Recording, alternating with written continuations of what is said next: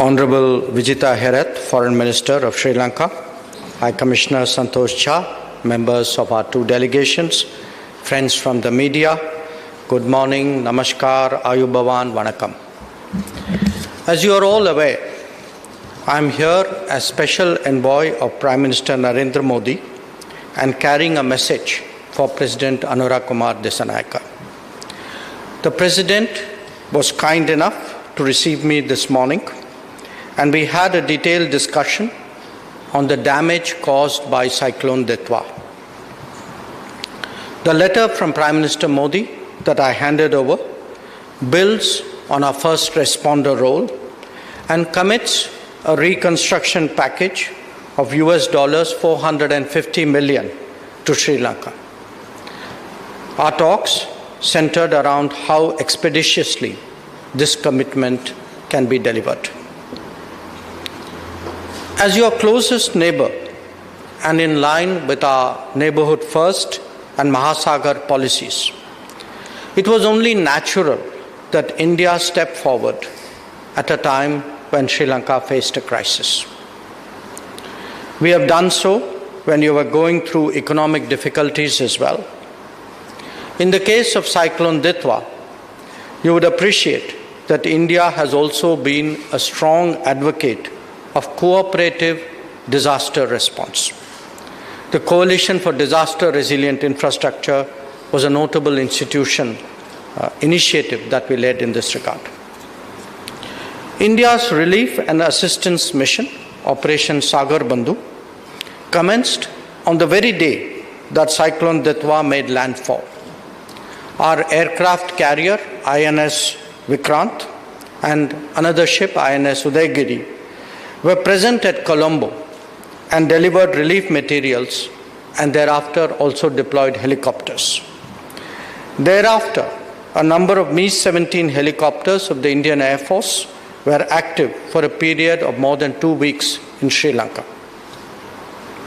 An 80-member National Disaster Response Force contingent arrived simultaneously and conducted rescue and relief operations. The Indian Army set up a field hospital with 85 medical personnel near Kandy, giving emergency care to more than 8,000 people. 2 modular Bhishma emergency care units were also airlifted to Sri Lanka and utilized. Given the scale of the damage, restoring connectivity was clearly an immediate priority, and this was in fact discussed between His Excellency President Dissanayake and Prime Minister Modi in their telephone call. A large number of Army engineers erected a Bailey Bridge transported by C-17 aircraft at Kilinochchi, which Minister Herath referred to earlier in his remarks. 1 more Bailey Bridge at Chilaw is currently under construction. Overall, Operation Sagar Bandhu delivered over 1,100 tons of relief material, including dry rations, tents, tarpaulins, hygiene kits, essential clothing, and water purification kits. About 14.5 tons of medicines and medical equipment were also provided. Yet another 60 tons of equipment was brought to Sri Lanka to assist the relief operations.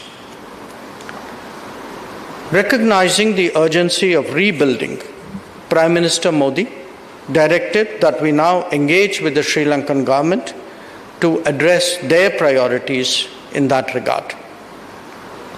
The assistance package that we have proposed is worth $450 million. It will include $350 million in concessional lines of credit and $100 million of grants. This package is being finalized in close consultation with the government of Sri Lanka. Our assistance will cover sectors worst affected by this cyclone, including 1. Rehabilitation and restoration of road, railway, and bridge connectivity. 2. Support for construction of houses fully destroyed and partially damaged. 3.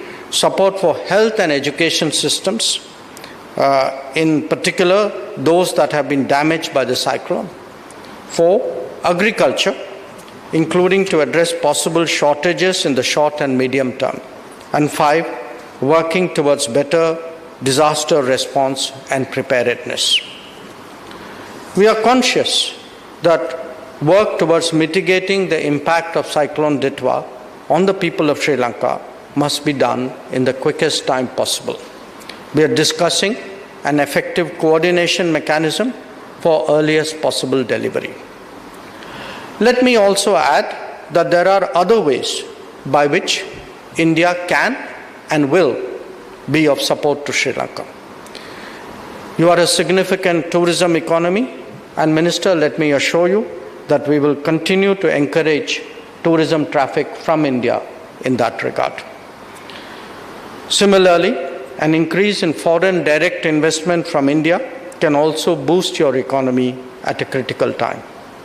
Our discussions will therefore keep in mind promoting a deeper cooperative relationship between our two countries. Friends, we fully recognize that this is a very difficult period for Sri Lanka. Just as it was recovering from the economic crisis of 2022, this natural disaster has created new difficulties. We have seen in the past the strong resolve and strength among the people of Sri Lanka to overcome challenges and to march ahead. I can assure you that India stands firmly with Sri Lanka more than ever before, and I'm sure that Sri Lanka will once again demonstrate its great resilience in recovering from this adversity. Thank you.